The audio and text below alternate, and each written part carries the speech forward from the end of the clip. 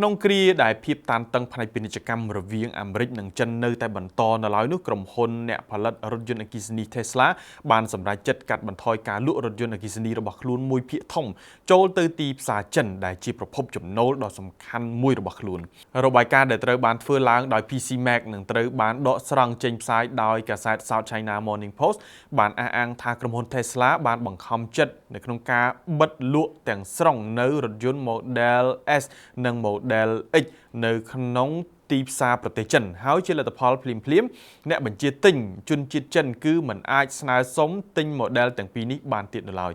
យ៉ាងណាក៏ដោយបើទោះបីជា Tesla មិនទាន់បានចេញមកអះអាងអំពីមូលហេតុនៃការសម្រេចចិត្តនេះក្តីក៏ប៉ុន្តែគេមើលឃើញថាវាធ្វើឡើងចំពេលដែលសង្គ្រាមពាណិជ្ជកម្មយ៉ាងតានតឹងតាមរយៈការដំឡើងពន្ធគយ 125% នៅលើទំនិញអាមេរិកនិង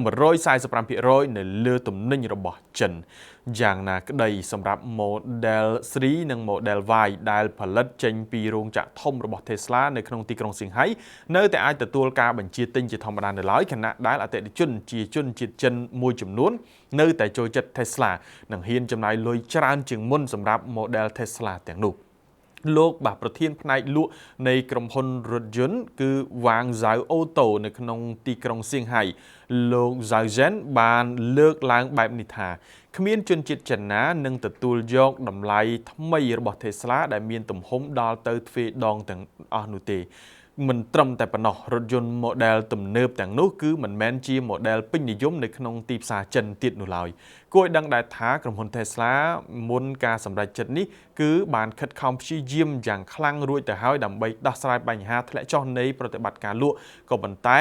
លទ្ធផលនៅត្រឹមត្រីមាសដំបូងឆ្នាំនេះតួលេខលក់បានធ្លាក់ចុះដល់ទៅ 13% រួចទៅហើយមិនត្រឹមតែប៉ុណ្ណោះ Tesla បានព្យាករណ៍ថាការធ្លាក់ចុះនៃប្រតិបត្តិការលក់នឹងបន្តដល់ទៅ 71% នៅក្នុងឆ្នាំ2025នេះ